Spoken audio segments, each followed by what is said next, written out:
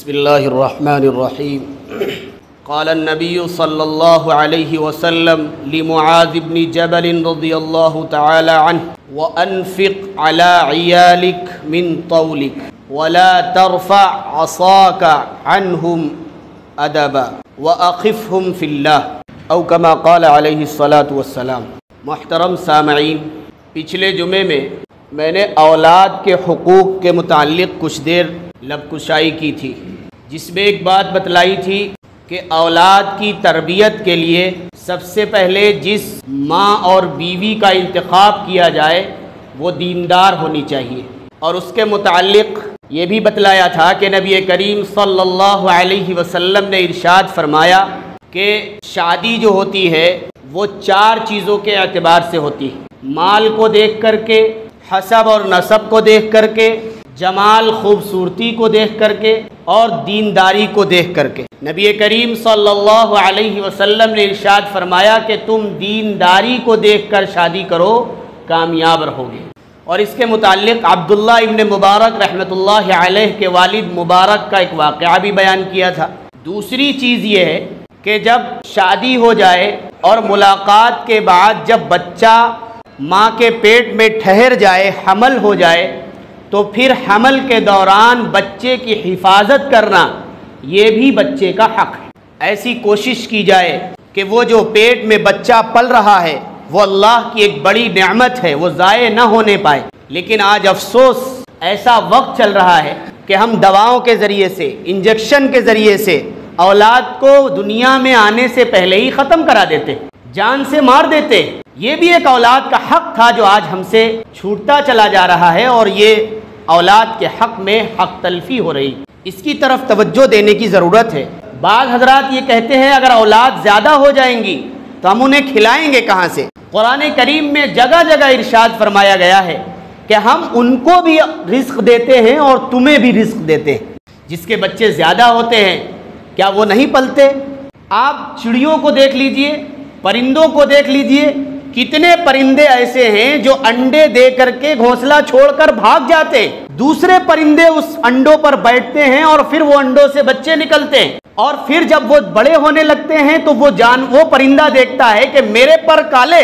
اور یہ جو بچہ ہے اس کے پر سفید نکل رہے ہیں، لہذا یہ میرے بچے نہیں، تو وہ بھی بھاگ جاتا ہے۔ اب اللہ نے ان کی روزی کا انتظام ایسے کیا کہ ان چھوٹے چھوٹے بچوں کے منہ سے ایک پانی نکلتا ہے جو گھونسلے کے اوپر گرتا رہتا ہے، کیڑے مکوڑے اڑ کر آتے ہیں، اس پانی میں چپک جاتے ہیں، اور پھر وہ بچے ان کیڑوں مکوڑوں کو کھا کر کے زندگی بسر کرتے ہیں اور بڑے ہو جاتے ہیں۔ پھر وہ پہلا پرندہ جس کے وہ انڈے تھے وہ آ کر کے ان بچوں کو اڑنا سکھلاتا ہے۔ اللہ نے جن کے ماں باپ انڈے دے کر بھاگ گئے تھے،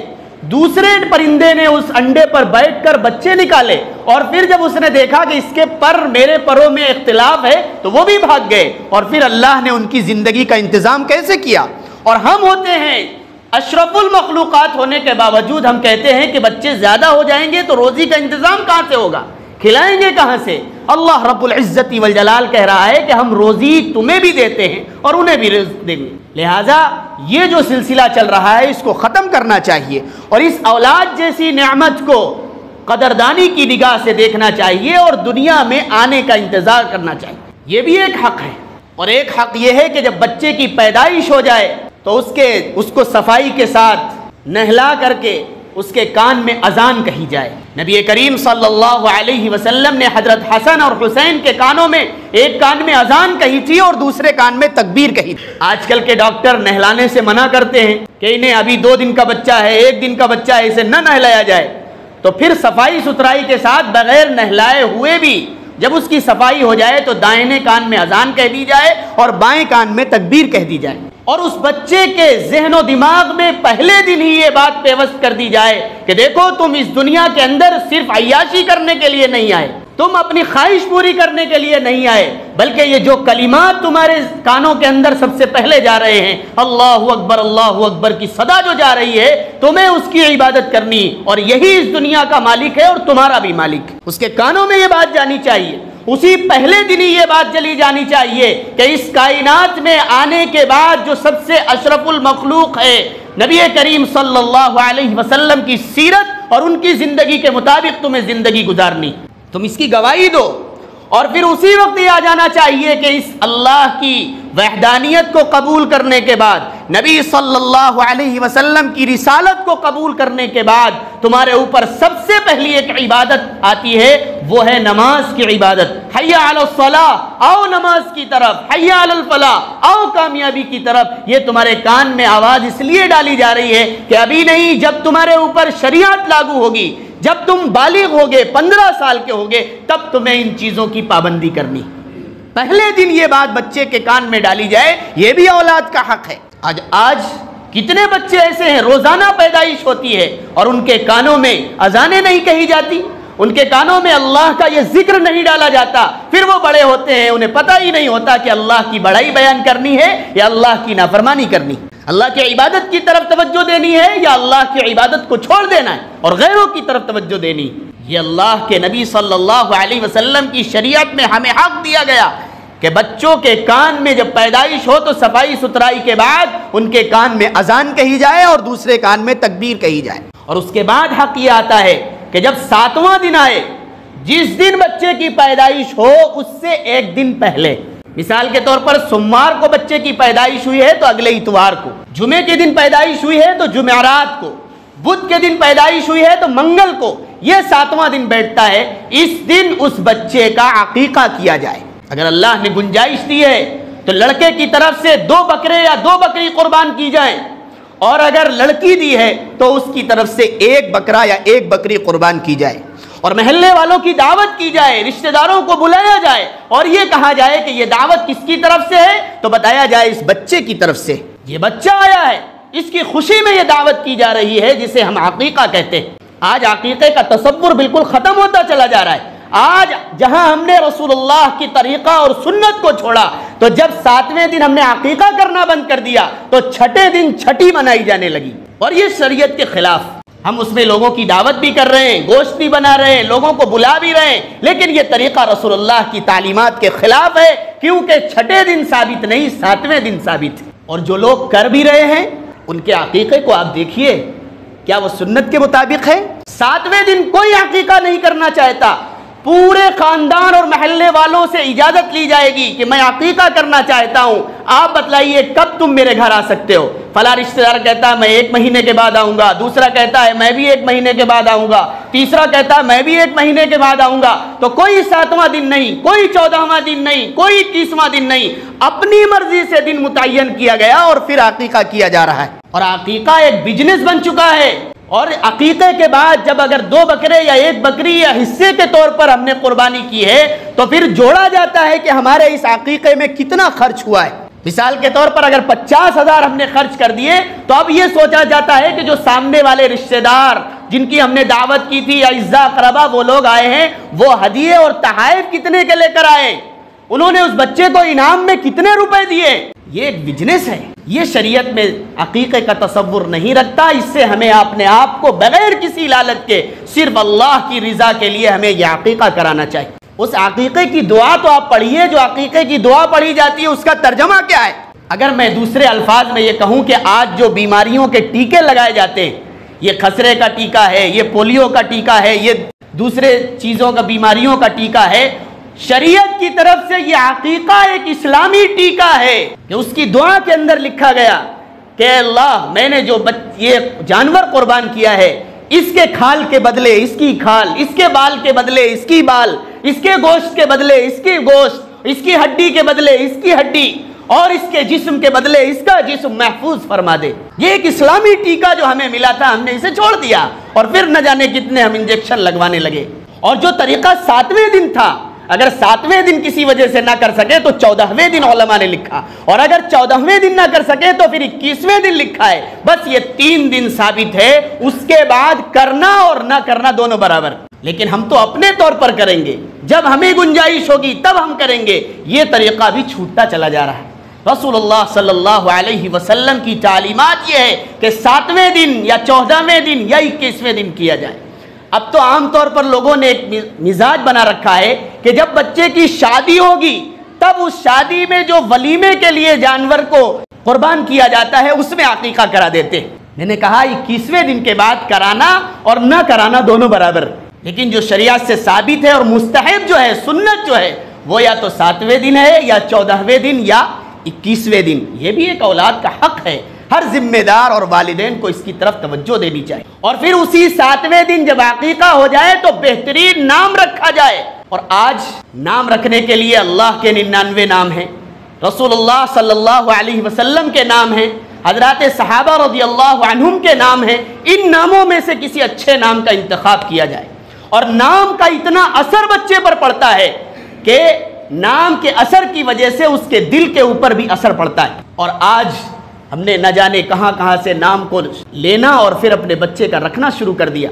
ایک صاحب کی ابھی بچی پیدا ہوئی، انہوں نے پڑوسی ملک کے سیریل دیکھے، کئی سیریل دیکھے، اور اس میں سے جو بچیوں کے نام تھے وہ میرے پاس بھیجے اور یہ کہا کہ اس کا نام بتا دیجئے، اس کے معنی بتا دیجئے، اس کے معنی بتا دیجئے، اور میں نے کتنے نام بتائے، تب انہوں نے اس میں سے ایک نام کا انتخاب کیا۔ ہم نے سیریل سے نام نکال کر کے اپنے بچے کا نام رکھنا شروع کر دیا، حالانکہ ہمارے لیے رسول اللہ کی بیٹیاں حضرات صحابیات رضی اللہ عنہم کے بھی نام بہت سارے تھے، ان میں سے ہم انتخاب کر سکتے تھے، لیکن ہم نے ان سب کو چھوڑ دیا۔ وَلِلَّهِ الْأَسْمَاءُ الْحُسْنَى فَادْعُوهُ بِهَا، اللہ کے اچھے اچھے نام ہیں، تم ان میں سے اللہ کو پکارا کرو۔ اگر انہی ناموں کے ساتھ اللہ کا نام ہے تو ہم اس سے پہلے عبد لگا سکتے ہیں، عبداللہ، عبد الجبار، عبد القہار، عبد الصبور، عبد الشکور، یہ نام رکھ سکتے ہیں۔ اور اگر نبی صلی اللہ علیہ وسلم کے نام ہے تو اس کے آگے محمد لگا کر کے بہترین نام کا انتخاب کر سکتے ہیں۔ نام کا اتنا اثر بچے پر پڑتا ہے کہ مثال کے طور پر اگر کسی بچے کا نام عبد الغنی رکھ دیا جائے، ترجمہ یہ ہے، عبد مانے بندہ، غلام، اور غنی کا معنی ہے مالدار۔ اب اس کا ترجمہ ہوا کہ مال والے، مالدار ذات کا بندہ اور غلام۔ دنیاوی اعتبار سے بھلے ہی اس کے پاس مال نہ ہو، بھلے ہی اس کے پاس بہت زیادہ ایسی چیزیں نہ ہو جس سے اس کی مالداری جھلکتی ہو، لیکن اس نام کا اثر اتنا پڑے گا کہ وہ دل کے اعتبار سے ضرور غنی اور مالدار ہوگا۔ آج ہمیں اس کی طرف بھی توجہ دینی۔ میں نے واقعہ پچھلے جمعے میں بتلایا تھا کہ ایک صاحب حضرت عمر رضی اللہ تعالیٰ عنہ کے پاس آئے تھے اور انہوں نے کہا تھا کہ میرا نام بھی اچھا نہیں رکھا، جعل نام رکھا ہے، گندگی کا کیڑا، انہوں نے میرا حق ادا نہیں کیا تو میں ان کا کیسے حق ادا کر سکتا ہوں۔ آج اس کی طرف توجہ دی جائے اور اچھا نام رکھا جائے، جو ہماری شریعت میں کسی جانکار سے پوچھا جائے کہ ایسا نام بتلائیے جس کے صحیح معنی ہو، اچھے معنی ہو، تاکہ اس معنی کا اثر ہمارے بچے پر پڑے۔ لیکن آج نہ جانے کیسے کیسے نام ہم رکھتے ہیں، اور اگر اچھا بھی نام رکھتے ہیں تو اس کو بگاڑ کر کے بلاتے ہیں اور پکارتے ہیں، یہ بھی ہماری غلطی ہے۔ اللہ رب العزت والجلال ہمیں صحیح نام رکھنے اور صحیح نام سے پکارنے کی توفیق مرحمت فرمائے۔ اسی طریقے سے ایک حق یہ ملتا ہے کہ بچے کی اسلامی تعلیم و تربیت کا انتظام کرنا، اچھی تعلیم و تربیت کا انتظام کیا جائے جس کے ذریعے سے وہ اللہ کے حقوق پہچان سکے، جس کے ذریعے سے وہ نبی کریم صلی اللہ علیہ وسلم کی تمام سیرت اور سنت کو پڑھ کر اپنی زندگی میں لا سکے، اسے پتہ یہ چل سکے کہ ہم دنیا میں کیوں آئے